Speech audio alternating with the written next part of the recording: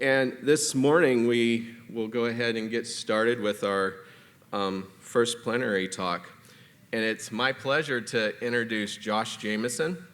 He is the garden manager at h.e.a.r.t Village. h.e.a.r.t is a missionary training center located in Lake Wales, Florida. It was founded in 1981 and has trained over 1,000 students in that period of time, with almost 80% of them serving in countries all around the world. Just amazing. Josh trains h.e.a.r.t students in sustainable tropical agriculture on the h.e.a.r.t Village's 40-acre property. Josh is a graduate of Warner University, and he has a massive amount of knowledge and passion about tropical and subtropical crops. Over several years, Josh has been a regular at ECHO conferences, and his afternoon workshops have always been well attended. And I will say constantly, he has received high praise from delegates who have attended his workshops. And so we are just really honored to have Josh come and share as a plenary this year. We've really appreciated the connections that we've had with him over the years and what we've learned. And I'm going to make one small confession before he comes up, and he can start this way. I do use ECHO Community, and I do go to ECHO Community for resources. I go to FAO for resources. But the secret is, when I'm thinking about my garden in my backyard in Florida, I'm often visiting Josh's Facebook page and seeing what he's doing. So if you're not following him, haven't liked him yet on Facebook, please do so. Wealth of knowledge on his Facebook page. So, Josh, it's a pleasure to have you here to share with us this morning. Let's welcome him.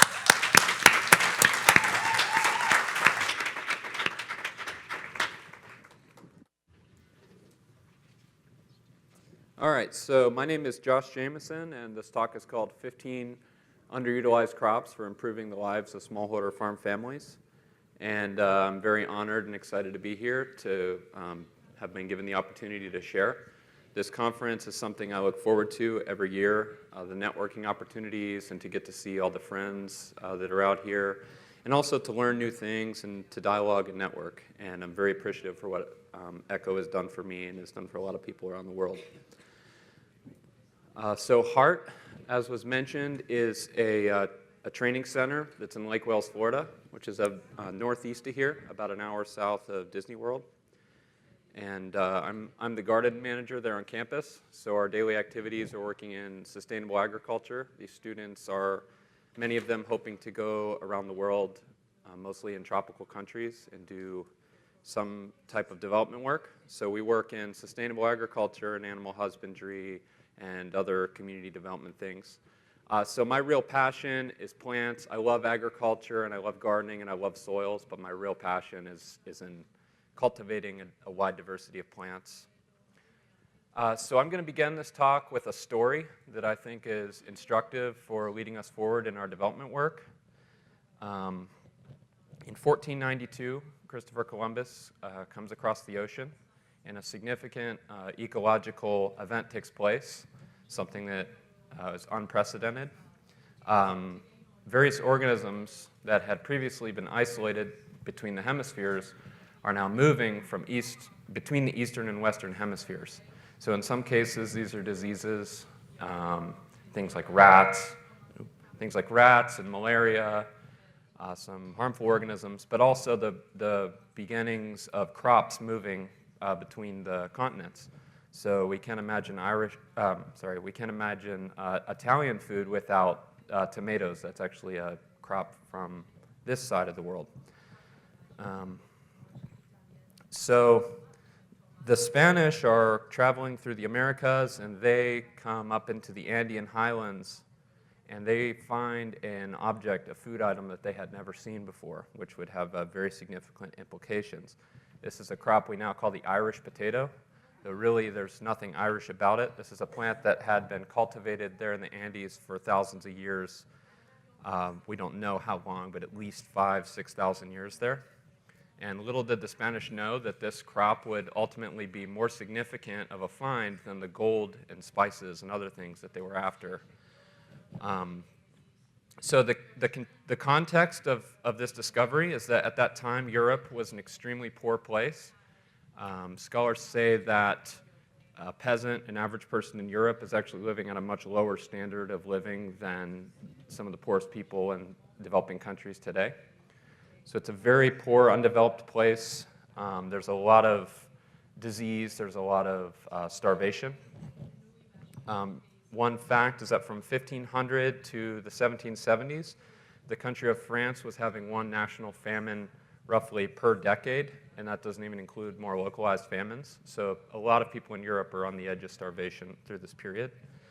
In the late 1500s, the potato began spreading through Europe, and potatoes were vastly more productive than any of the crops that were indigenous to that region. Wheat is the staple food in most of Northern Europe at that period.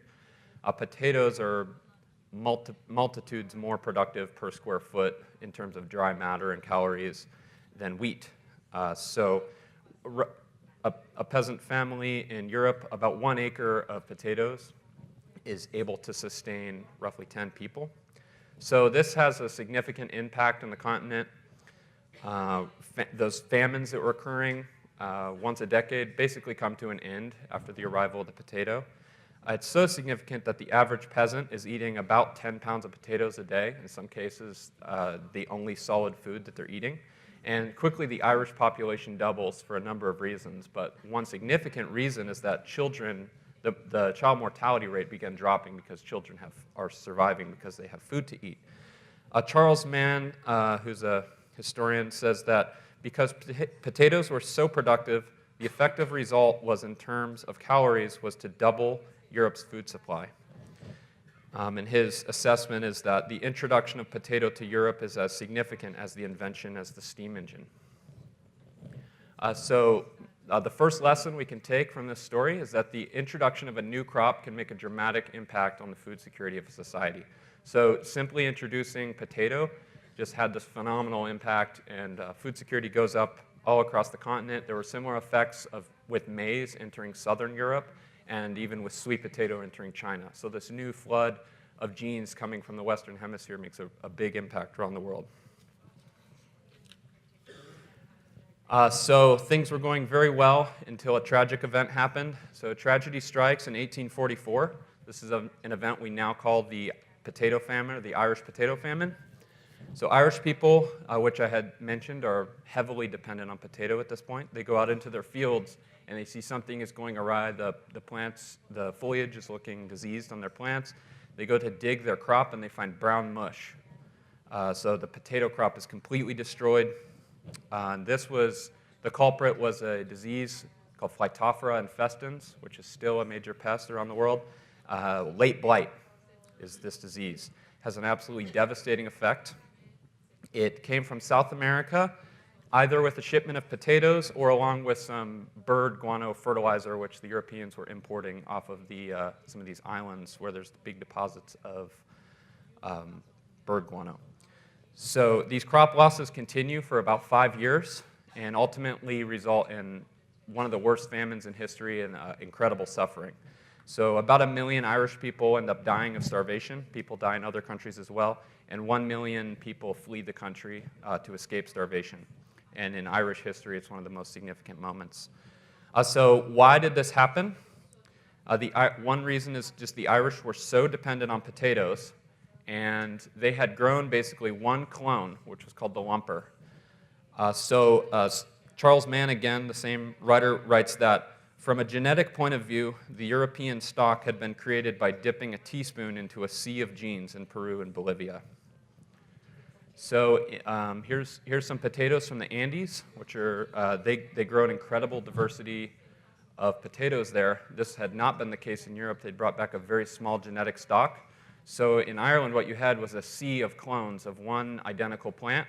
That combined with some other factors that are political and the growing conditions that they were in made this whole country susceptible for this disease to sweep across like a plague.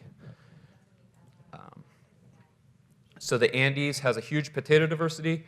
Researchers found that still in contemporary Peru, a family grows generally at least 10 cultivars or varieties of potato.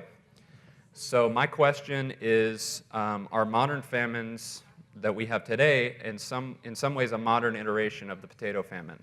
In what ways is the lack of diversity in our agricultural systems and our dependence on one variety or just one type of plant that's causing famines? So when drought comes, when pestilence comes, when other sorts of things that destroy crops come, farmers are so vulnerable because our fields are a big sea of one thing. And my belief is that the Western model of monoculture is a famine model for the tropics. So in this slideshow, I'm not advocating that people change their staple foods, but just that in some ways, as much as we can, open ourselves up to embracing the diversity of the world. Even if farmers can convert just 10% of their land over to a more diverse planting of fruits and leaves and other things, I believe there will be significant impacts. So at h.e.a.r.t. and here at ECHO as well, we've fully embraced the tactic of crop diversity. So we cultivate, I don't really have a count anymore, but at least 200 species of plants on campus. And because of that, we have access to nutritious food every day of the year. So on this slide, there's photos that one I took in September, one I took in April. I lay these out when people come for tours. And it just shows that by embracing a diverse set of plants, there's a trickle of food that's available the whole year round. So whether you come in September, whether you come in June, whether you come in January, there's a different set of items that we're harvesting. And this is possible anywhere in the tropics by being creative and embracing diversity. There's a huge palette of plants, and the world is fed by just a small handful. And my experience is that the more I learn about new plants, I feel like the world opens up even further, and the less I know. There's an unbelievable amount of useful plants out there. So one thing about these plants that I'm going to present on, most of them are perennials. So utilizing perennials is another tactic because they're very tolerant of adverse conditions. They have deep root systems. They can produce year-round and a number of other things that make them great. So some caveats. This is not a top 15 list of things to go home and plant. This is just a list of 15 things that I'm interested in and that have done well for me. Some of them may do well for you, but it may be an entirely different list of 15 things that you grow. But hopefully through seeing kind of the criteria of what excites me about these plants, they'll inspire to look into other things. I'm going to talk about leaves, fruits, farm support plants, a tuber or two, and some other things. So a food security tactic is new plants plus cultivating them in diversity, going back to our 2 lessons of the Irish potato famine. So the criteria for selecting these plants are mainly 3 things: that they're nutritious, they're available year-round, and that they're widely adaptable and tolerant of adverse conditions. So the h.e.a.r.t. garden I think of like a gauntlet because it's such a harsh place to grow. We have very poor soils. It's very hot and dry. It's actually a lot more harsh than the area of Florida we're in right now. It's kind of like a mini desert. Okay, so the first plant that I'm going to begin on is h.e.a.r.t, and this is my top choice for a leafy green for the tropics. If I were to start a new garden in the tropics and I wanted leafy greens, h.e.a.r.t is my very first choice. This is an ancient Mayan plant. It's been cultivated for a very long time. And a phrase that people have used around here at ECHO is that you plant this once and you harvest for 30 years. This is a cooked green, so it's kind of like a replacement for spinach or collard greens or something like that. Okay, so this picture illustrates kind of the contrast between annual vegetable growing and h.e.a.r.t. It's a little hard to see, but in the foreground, there's annual vegetables. There's things like zucchini and cabbage, those sort of things. You plant them once, they're done in 3 or 4 months. You pull them out, start something new. All that time, you're planting seeds, you're spraying, you're weeding, you're doing all these kind of maintenance tasks. And then meanwhile, in the background, there's the h.e.a.r.t hedge, which is basically always there, available to harvest without doing anything. So it's kind of incredible how much less work it takes and how it's always available in contrast to some of the more common vegetables. h.e.a.r.t has incredible nutrition. This chart kind of shows its comparison to some other leafy greens. Here we're kind of looking at it compared to spinach. So in terms of protein, calcium, potassium, iron, vitamin A, and vitamin C, the h.e.a.r.t greatly exceeds spinach. And we think of iron as being, you eat spinach, like Papaya eats spinach for iron. And iron is such an incredibly prevalent deficiency, and it causes you to feel weak and a lot of other issues. So one way to incorporate it is into a hedge. It makes a phenomenal hedge. You plant them at about 24 inches apart, and you get this really dense hedge around a garden or a farm or a house or whatever. And you can go through here once a week, twice a week, and just pick the leaves as you go down the row, and it regenerates, and you basically will always have leaves to eat. So at the end of each slide, or at the end of each plant, I have one of these slides if you want to take a picture of a quick why this plant. So there'll be one of these for each. H.e.a.r.t originates in the Yucatan Peninsula, where there's a strongly alternating wet and dry period, which makes it very adaptable to both drought and humid conditions. So that makes it adaptable. It will grow basically anywhere in the tropics as long as it's not too high and too cool. It's very drought tolerant. It's highly adaptable. Like I said, it grows anywhere. It even tolerates where we live, where we get some freezing weather occasionally. And it's easily started from cuttings. All you need is one stick, and you pass it on to a friend, and you've got a new plant. And in general, just an extremely resilient plant. Like I said, it does need to be cooked, so you can read further about that in eco literature. So the next plant is another leafy green, kind of similar to h.e.a.r.t in some ways. This is K-tuk. So it's a perennial leafy green that's highly nutritious. And this is a bok choy plant getting absolutely devoured by caterpillars. So a lot of us have probably had the experience of getting seeds for a cold climate and planting them in the tropics or the subtropics and seeing them get devastated by pests, or they wither in the heat, or they're just not adapted to the conditions of the tropics. So K-tuk is a rainforest plant. So my thought is, if we're planting things in the rainforest, we should plant things from the rainforest. So it's really not a plant for places that are very dry or very cool. It thrives in sweltering heat and humidity. Just like h.e.a.r.t, it can be incorporated into a hedge. So these are planted at again, like a 2-foot spacing. And this provides year-round greens if you have the right kind of rainfall. Where we live, it's more like 6 months. But it's a nice 8-foot tall hedge, makes a good barrier around the garden. And yeah, so some nice things about it is that it tastes good, tastes really good. Even raw, tastes like sweet peas, the very tender leaves. You can eat the tips of it. And it can be eaten raw or cooked. One thing we like about it at the h.e.a.r.t Gardens is that it's very quick to prepare. So if we need a leafy green that we have 15 minutes, we need to get something, you just take the side branches and zip the leaves off. You don't have to chop it up. So that's kind of nice. Versatile uses, a little bit in a salad. It can go into soups or stir fries or lasagnas or whatever. And it's highly nutritious. I don't have the nutrition data here, but it's along the lines of something like a chaya or moringa. And another great thing about K-tuk is that it tolerates a pretty appreciable amount of shade. So it's well adapted into a home garden where there's other trees shading it or alongside of a home. Okay, so the next plant is mulberry. A lot of people may think of mulberry as kind of a junk tree. Why would you want to talk about mulberry? Or as something that just kids eat, or it's kind of an insignificant tree. So mulberry is kind of like a blackberry that grows on a tree. The best varieties are actually better than a blackberry to eat, in my opinion. Another thing that makes it great is it grows virtually everywhere. Start from some of the coldest parts of Russia all the way into lowland Malaysia. There's a type of mulberry that will grow.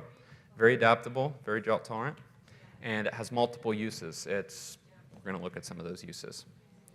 So there are these unknown improved forms of mulberry that are being utilized in Asia mostly and really not known in the rest of the world. They are very large, they taste good, and they're firm, so they're able to be packed into clamshells and marketed. So this is one variety. This is another one called Taiwan Long. They're 10 times the size of something you might be used to seeing around. It's taken very seriously in some countries for fruit production. This is a photo from Korea where they're kind of growing it like you would grapes. And this is obviously, there's a lot of infrastructure invested here, so they take this fruit seriously. The rest of the world is kind of lagging behind. I'm kind of interested in seeking out these new commercial varieties and promoting them. So one other great thing about mulberry as a fruit is that it's very precocious. It fruits quickly. This is a cutting we started, and then just like it grows some leaves and then immediately sets a big bunch of fruit.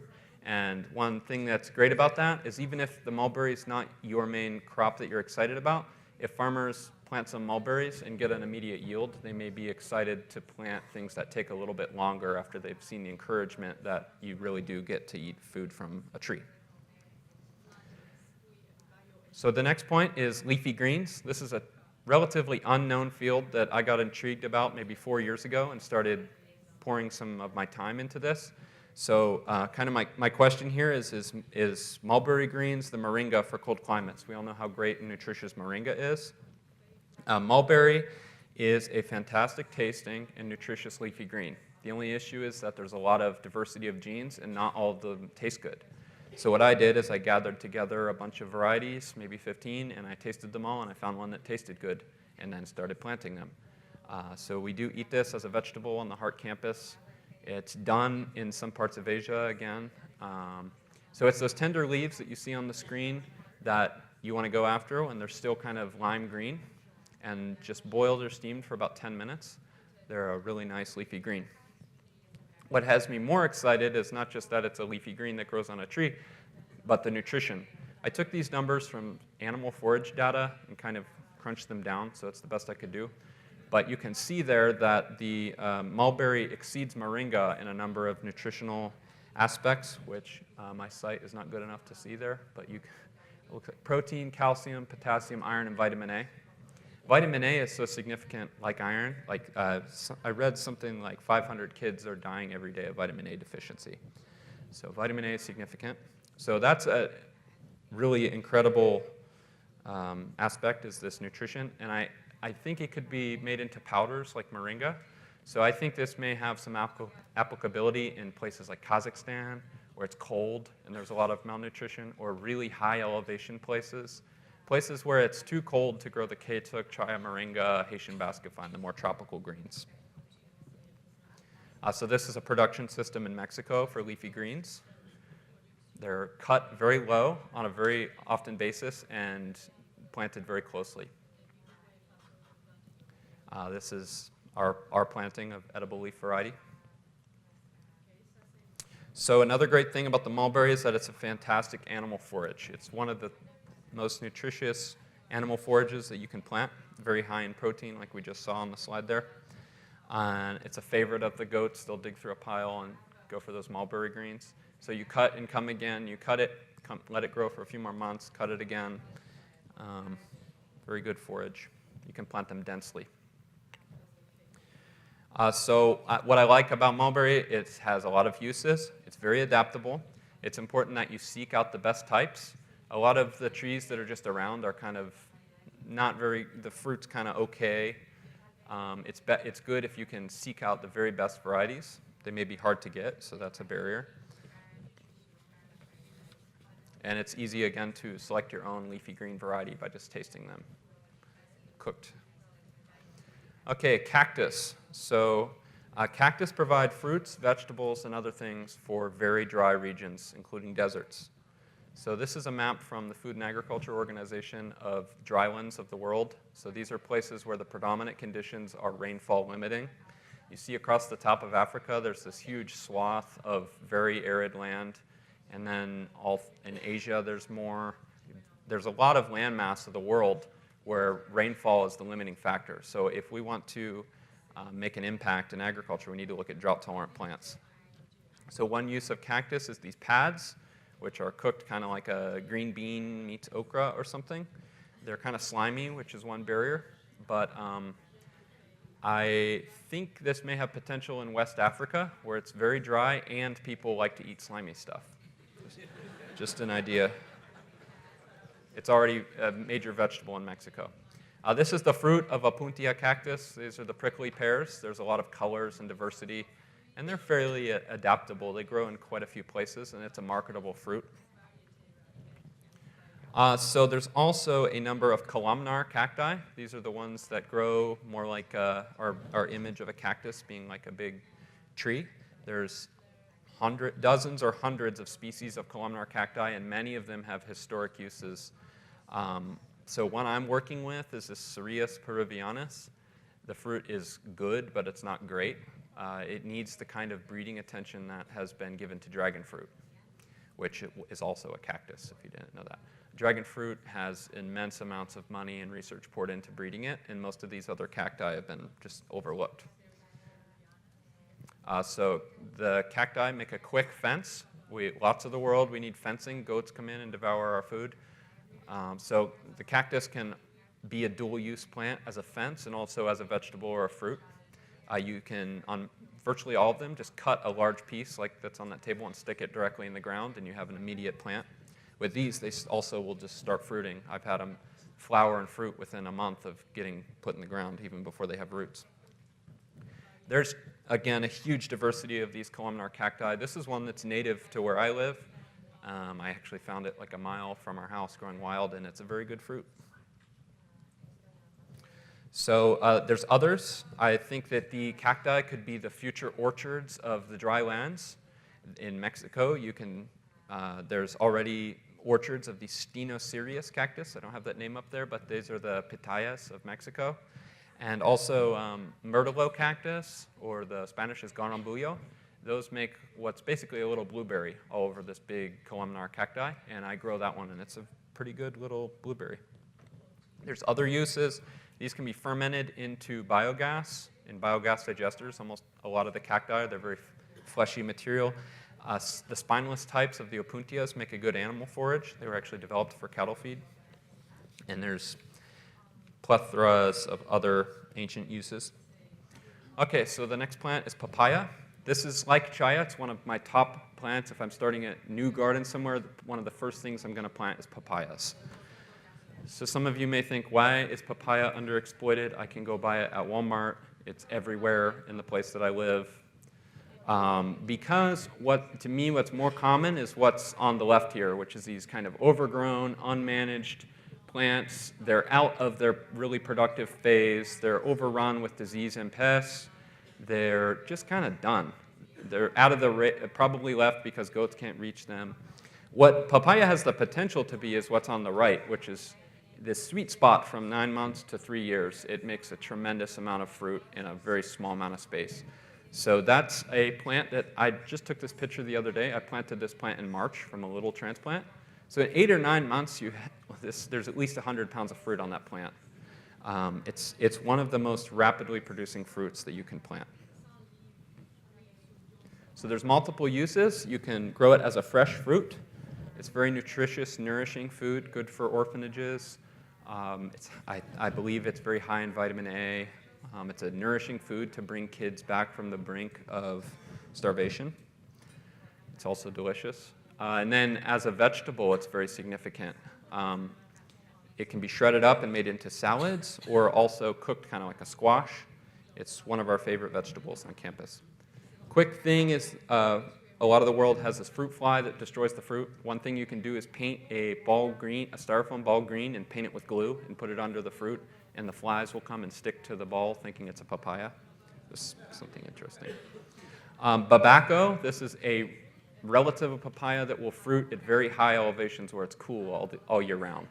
So if you're up at 6,000 feet elevation, you're not going to be able to grow papaya probably, but there's other relatives like this babaco that you could use in a similar way.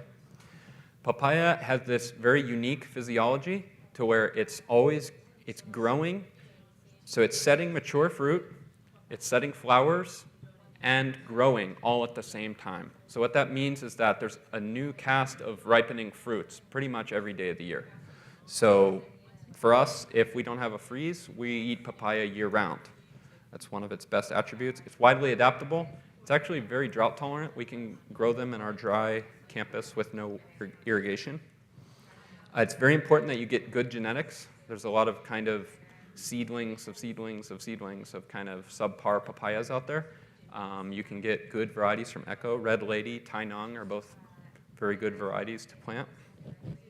And another important thing is that you plant new plants every year. If you think of it like a year-long zucchini plant, you need to plant new ones every year because their productive life is only about 3 years. So as your older ones are phasing out, you have new ones that are coming into their sweet spot. And you want to give them good fertility, good care, and you'll get the kind of results you see in these pictures. The next plant is jackfruit, Artocarpus heterophyllus. This is a significant tree. It's a hunger-fighting tree that's becoming more popular around the world. and is becoming kind of a superfood craze in the US. It's a tree for hot, humid lowlands, and it's also fairly adaptable. It can stretch a little bit outside of that climatic zone. So it's a huge fruit. See, this guy's carrying 2. They can actually exceed 100 pounds. About 30 to 40% of that 100 is fruit flesh. So it's a very good fruit. It's kind of a nice dessert fruit. It bears in a wide season. So you can see on there, there's some smaller ones and there's some larger ones. There's even one on the ground.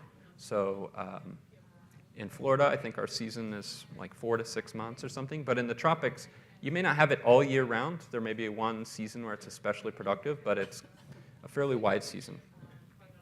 It has edible nuts. Those are a very significant food, maybe even more significant than the flesh in terms of nutrition. They're like chestnuts. You can eat them green as a vegetable. It's a very vigorous, adaptable tree. They're very precocious. You can plant a seed and in some cases have fruit in 3 years. And you can select all the fruits I'm going to mention. You can select a cultivar by getting the best seed you can, plant a big row of them, and then pick the best one and graft from that if you can't bring in grafted trees. And it also has a high-quality timber at the end of its life. So this is a cousin of the breadfruit. The only 2 on this slideshow I can't grow where I live are jackfruit and breadfruit. I wish I could. So this is other Artocarpus. This is Artocarpus altilis and Artocarpus commensai. Those are the breadfruit and breadnut. So it's basically a potato on a tree, what you get with the breadfruit. It grows in hot, humid regions. This is one of the canoe plants that the Polynesians took around the world in their canoes. And breadfruit is a big fleshy potato, basically. Breadnut is a breadfruit that's filled with seeds like jackfruit. So it's more of a nut crop. They're basically like chestnuts. So we remember the impact that potato had in Europe. I wonder if breadfruit were taken more seriously around the world, if it could have a similar impact on food security in a lot of places. I was pleased to find in my research that the dry yield of breadfruit is fairly comparable on a per hectare basis to potato. So it yields about as many calories on an acre as an acre of potatoes will, if it's well taken care of. These are breadnuts. These are a life-sustaining food, very significant. They're fairly decent protein composition and also starchy. So one thing here that I learned from somebody else is that you can graft breadfruit to breadnut. Breadfruit is hard to propagate. You have to dig up root suckers because they don't have seeds. But you can plant breadnut seedlings and graft breadfruit scion onto that, and you get a tree with a taproot, and then you also have, it's easy to get them for a nursery. The Breadfruit Institute is where I would recommend looking if you're wanting to learn more about breadfruit. They exclusively focus on breadfruit as a hunger solution. So there are, the Breadfruit Institute has collected hundreds of varieties, and if you get the right varieties, you can actually spread the season significantly more than if you just plant the 1 or 2 types that are available. Some of them produce really out of season from others. When I was visiting some pig farmers in Honduras, they had asked me what they could do to help out with their pig feed because they live across a river, so it's very hard to get the bags of maize out to their pigs. And one of my ideas was to plant breadfruit trees or breadnut trees. Either one could be life-sustaining for pigs, chickens, or other livestock. And the breadfruit is starting to be grown in places that even you might think is marginal for it. There's a big initiative to plant these in Pakistan even. There's a number of other Artocarpus species from Asia that are also good fruits and good nuts that are all worth exploring, which we don't have time to look at. And in general, it's a great plant family filled with a lot of useful plants. The next plant is carambola, starfruit. This is an optimal tree for the tropical home garden for a number of reasons. One of the most significant reasons being that it bears fruit virtually year-round. There's always new flushes of fruit coming on, and I'll talk more about that in a moment. So it's a juicy hand fruit. You grab it and eat it on the spot, which makes it great for kids. As kids are walking through the village or walking to school, they can just reach out and grab a fruit and eat it, and then they're getting all the vitamins and minerals that are in it. And it yields incredibly. They're notorious for their high yields. In one flush of fruit on a mature tree, you're getting thousands of fruits. That's like one just flower cluster there on a branch. So they're very, very, very productive tree. This is a picture showing all the different stages of fruit and flowering all at the same time, just like papaya. So you're getting kind of a fruit that's ready to eat, one that's halfway there, and flowers all at once, which kind of contributes to the fruit being available most of the year. It can be grown in highly intensive, managed like trellising and pruning systems. This is one example of that. So it's a fairly adaptable tree. It does like wetter, hotter tropical regions, but with planting it in the right spot and maybe giving it some water from the kitchen or something like that, it will tolerate some adverse conditions. And it can be kept as a small tree or even grown in a pot, which is significant for small yards. So it's a compact tree, fits into tight spots.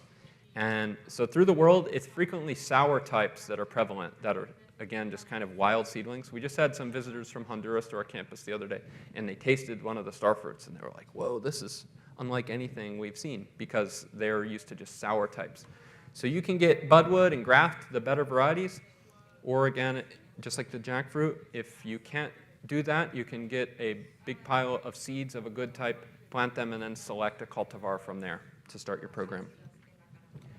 The next plant is Indian jujube, not to be mixed up with Chinese jujube, which is a cold climate fruit. What excites me about this fruit is that it's very productive and that it will yield fruit in places that are too hot and dry for most other fruits. Not quite as dry as the cactus will go, but it does tolerate very marginal climates. It's a well-developed crop in India already, and some other Asian countries have a lot of cultivation. So something that's very striking about this fruit is the wide variety of genetics. There are types out there that are much smaller than even the one on the right, the little tiny one, that are more like the size of a pea. So there's a breeding program for these in West Africa, and something they had written in their paper is that the average size jujube in Senegal is 85 times less than a named cultivar from Thailand. So the breeding efforts increase the size of the fruit times 85 from a wild small type. For me, I planted seedlings and they flower and fruit within 2 years. So that's very significant. Again, you can select a good cultivar, but even from seed, you're getting really rapid production. And these things make so much fruit, it's hard to believe. So if you look at this tree, it's like there's more fruit than leaves. They make so much fruit. They can fruit sometimes twice or more in a year. In Florida, they generally fruit twice a year. Probably depends on rainfall and other factors. They're grown like starfruit. They can be grown intensively like they are in Asia and India. There's thornless types available. In West Africa, a breeding program, they're calling it the apple of the Sahel. It's very much like an apple. Okay, velvet bean. So there are a number of these plants like velvet bean that can be grown as GMCCs, green manure cover crop. The two functions of a GMCC are feeding soil and choking weeds, which are two major agricultural needs. Our system at h.e.a.r.t is when our students leave for the summer, the vegetable gardens are done, we plant this, the velvet bean chokes out the whole garden through the summer. We come back in when students arrive, mow it down, and we have a clear area with no weeds. It's ready to go, and it's also been improved by the biomass of the plants that are present. This is there it is, swallowing the gardens. This is a before and after photo. So you see on the left, it's swallowing a vegetable garden. There's no weed pressure in there. On the right, that time I mowed it down with a push mower, but you could do it with a machete. And then we have clear ground that's mulched and improved and ready to plant. This book is highly recommended by me if you want to learn more about GMCCs, including velvet bean. It's kind of, to me, I don't know of another resource out there that's better than this for green manure cover crops. This is just one option. There's a number of others, jack bean and cowpeas and lab. Velvet bean is significant in that it can yield 140 kilograms of nitrogen per hectare and 75 tons of green biomass per hectare. So it's an incredible biomass producer. It's hard to believe until you see it. And it's not a weed. It's very easy to remove. With one cut to the base, the plant is done. And it also seeds all at once, so it's not something that becomes a big weed. And there's many systems available to incorporate it into. The next plant is clumping bamboo. I use it every day on the farm, and I often wonder how people live without it. There's clumping types and running types. You want to focus on clumping types in the tropics for a lot of reasons that we can't get into. So basic farm uses of clumping bamboo are little trellises and stakes. Windbreak, this is one of the best windbreaks you can plant. Totally blocks out the wind, protects the farm from typhoons and things like that. Some types are very significant construction material. The better types have thick walls, like that one does. It's a source of income for craftspeople through building furniture and things.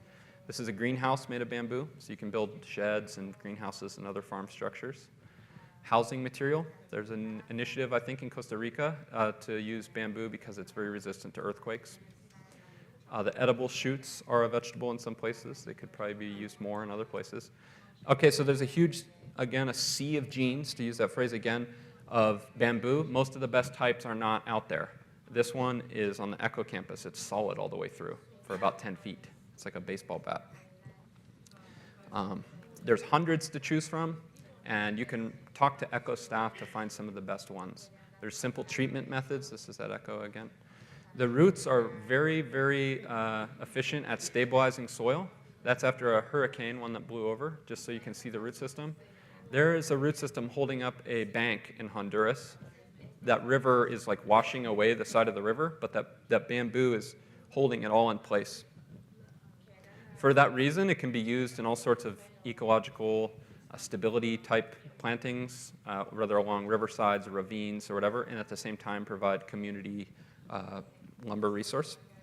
It can heal landscapes, and then it can also provide animal forage, provide wildlife habitat for birds, and also just makes life better in general when you have it around. Okay, so Mexican sunflower, or Tithonia, is my next plant. Some of you may think this is a weed, but it's a very useful multi-purpose shrub. It's our biggest biomass plant on campus. I've tried a lot of plants, and this makes more biomass for us than any of them. This is a goat forage bank. Very good animal forage. For our goats, this is like the backbone of our forage program. We cut this every day and use it when it's available. So it's not only a good forage, but it's also a biomass for other reasons. It can be used to make compost, or it's also used as a green manure. You slash it along the perimeters of fields and bring it in. It's done in Africa and Asia. It's very adept at accumulating phosphorus from the soil, which is a limiting nutrient. So you can cut it then and use it to make compost, or gather the manure from the animals that ate it and make compost and bring the phosphorus into your fields or make it available again. I like that it's very easy to harvest. It's soft. It doesn't have thorns. You can just easily cut it. And it's very easy to start from cuttings. And it will also grow in some highland conditions, which is kind of interesting. For slope stabilization, this is a good option on contour. And one caution is that this is a weed, major weed in some places. So if it's already a weed, you should probably use it, but you may be cautious about introducing it. Maybe some plant breeders need to work on developing a sterile form, like has been done with vetiver grass. My next plant is yam. This is already a staple food in some areas. True yam, so this is not sweet potato, but these are yams in the Dioscorea genus. I've been obsessed with yams for years. They're one of my favorite plants. What I think is very cool about them is they're a backup food for times of need. So other tubers, sweet potato, cassava, things like that, you leave them in the ground too long and they turn into a piece of wood that you can't eat. The yams just get bigger and bigger every year. So even if you're not growing it as a field crop, in a time of need, you have this big reserve of food hiding underground that you can fall back to and you can go dig up. At h.e.a.r.t, we get yields sometimes of over 100 pounds. We've even had one harvest that was 140 pounds from one plant. I think it was 3 years old. So essentially, you have a 100-pound potato hiding, waiting for you to come dig it up when you need it. So it's a vining crop. Sweet potato sprawls, yams climb. It's very good at utilizing vertical space to gather sunlight. There's a huge diversity of genes. This is one that's purple. There are hundreds of species of Dioscorea, and something like 60 of them are useful for food, and more like 10 of them are really good crops. That's air potato. You pick it like from the air. Some of them are poisonous. You just got to get a good one. So in Madagascar, There was an article recently showing there's this project to map out all these unknown edible yams of Madagascar. So there's a huge untapped sea of yams that could be feeding the world. They climb trees, and they can climb up a live tree, and then so they're incorporated into agroforestry systems. They don't need an empty, clean field like some other root crops might. This one is small, more like a potato. It's very marketable. So they can store for some types can store for 6 months after they've been harvested, and they can even heal up their wounds after you cut them. And they taste very good like a potato, and they can be grown in a kind of semi-managed, half-wild agroforestry setting. So it's really a reserve food for a time of need. Okay, the last crop here is chayote. Many names around the world. I'm mostly presenting on these because I love them. This is another Mayan crop. They're still very ubiquitous in Central America, probably parts of the world where they haven't met their potential. This is basically a squash, a perennial squash that will grow in the tropics in conditions where more typical squash may not thrive, things like zucchini. It's kind of a replacement for those kind of things. So the plants live for years, 3 to 5 years. Another, an unknown thing about these plants is that these shoot tips are a delicacy. They're a very good gourmet vegetable, kind of like an asparagus or something. We really like those. I want to develop a production system just for that. They already grow it for that in Asia. So they like to grow on an overhead trellis. That's a commercial production system there in Honduras. And they really prefer a little bit of elevation or a somewhat subtropical kind of setting. They're not going to thrive in the same place that like maybe a jackfruit would be in its prime, kind of a fully tropical setting. They like more cool weather at times. Okay, so there's a lot of great things about it. It can provide food year-round. Some of them are seasonal, or some climates it's seasonal. And it can grow, again, at a high elevation where other crops may not thrive. So my last crop is for you to go find your crop. So this is not a specific plant, but just the idea that there's a huge world of plants out there that can be feeding us that we're mostly not paying much attention to. And one great thing about ECHO is that they've been paying attention to these plants. So my commission is to go find the plants and then be fruitful and multiply them. So thank you for having me.